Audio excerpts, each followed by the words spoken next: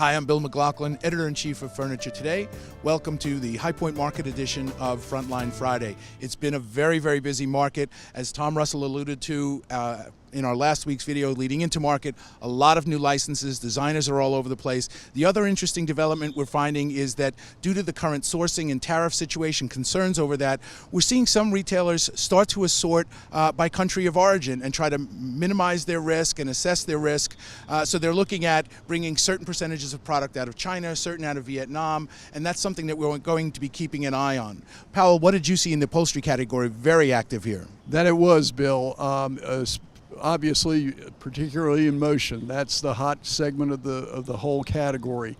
What we saw this market were companies really stepping into more customization of motion.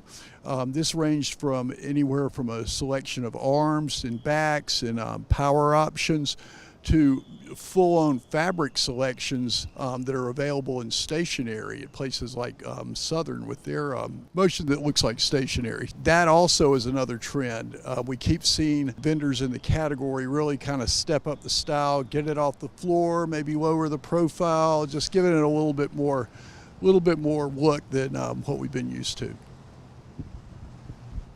Tom, you identified the licensing trend coming into market. That's really played out.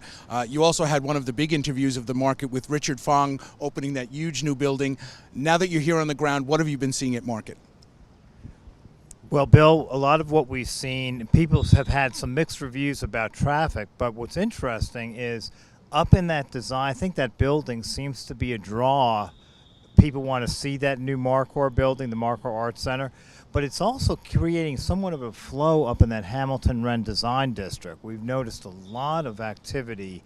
I've seen the streets busy almost every day up in that area, and I think what's also driving that seems to be, to Powell's point, customization continues to be really big on the high end.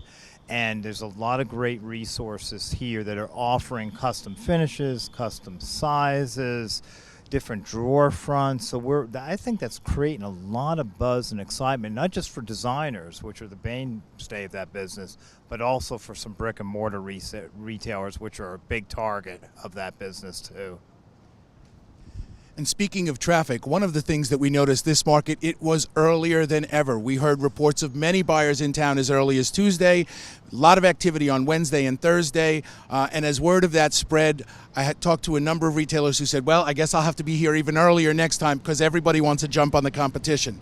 To follow all of the goings-on, tune in to FurnitureToday.com and check out the next issue of Furniture Today. Till next week, I'm Bill McLaughlin in Furniture Today, wishing you good business.